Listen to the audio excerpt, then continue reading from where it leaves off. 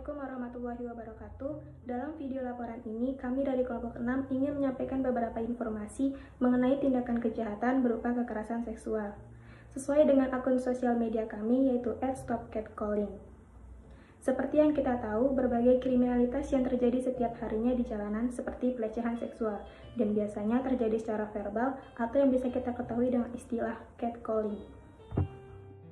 Catcalling ini adalah sebuah istilah yang tidak asing untuk didengar, terutama di perkotaan besar seperti di Jakarta. Dalam catcalling terdapat bentuk komunikasi di mana pelaku memberikan ekspresi verbal terhadap korbannya.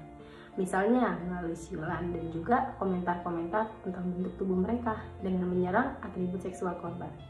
Namun, hal ini menjadi sebuah permasalahan karena terdapat ambiguitas makna yang terdapat di masyarakat tentang catcalling sebagai candaan atau pelecehan seksual, terutama terhadap perempuan. Pada masa ini, perilaku itu telah berkembang dan menjadi sebuah fenomena di masyarakat.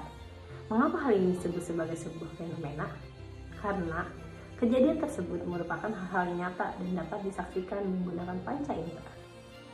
Jenis-jenis pesan verbal yang disampaikan oleh pelaku catcalling kepada korbannya ada beberapa macam, di antaranya dalam bentuk nada, misalkan suara kecupan, suara ciuman dari jauh, atau siulan. Yang kedua, komentar. Biasanya mengomentari bentuk tubuh atau secara kalimat tidak melecehkan tetapi dikatakan dengan tujuan untuk melecehkan, misalnya salam. Ada juga yang terang-terangan mengatakan hal yang vulgar kepada korban. Selain itu, pandangan mata yang berlebihan juga termasuk pelecehan karena membuat yang dipandang merasa tidak nyaman.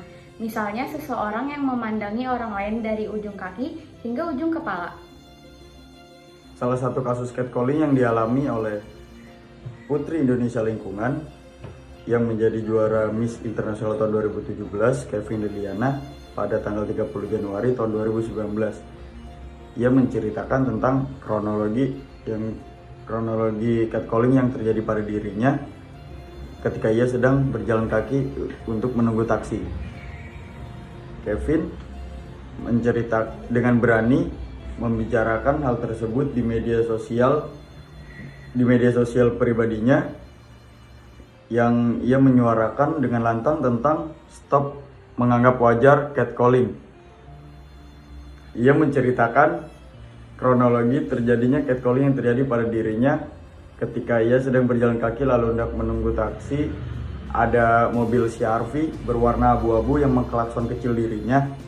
Lalu sang pemilik mobil CR-V tersebut menghampiri dirinya yang melakukan tindakan yang tidak pantas yang membuat Kevin merasa sangat terganggu. Kenapa catcalling ini harus dilawan dan tidak lagi dianggap sebagai hal yang biasa?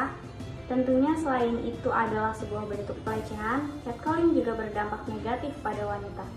Ketika hal itu terjadi, wanita tidak lagi melihat dirinya sebagai seorang manusia, melainkan sebuah objek, sehingga ini bisa mempengaruhi kepercayaan diri mereka. Ketika wanita terus-menerus memperhatikan penampilan sebagai seorang objek. Oleh karena itu, edukasi mengenai pemahaman mengenai catcalling sebagai pelecehan seksual yang terjadi secara verbal, terutama terhadap perempuan, merupakan hal yang sangat penting. Target utamanya adalah kepada calon pelaku serta calon korban, agar calon pelaku tidak melakukan catcalling dan calon korban bisa melapor apabila hal itu terjadi padanya. Sekian dari penjelasan kelompok kami, semoga bisa diambil manfaatnya. Terima kasih.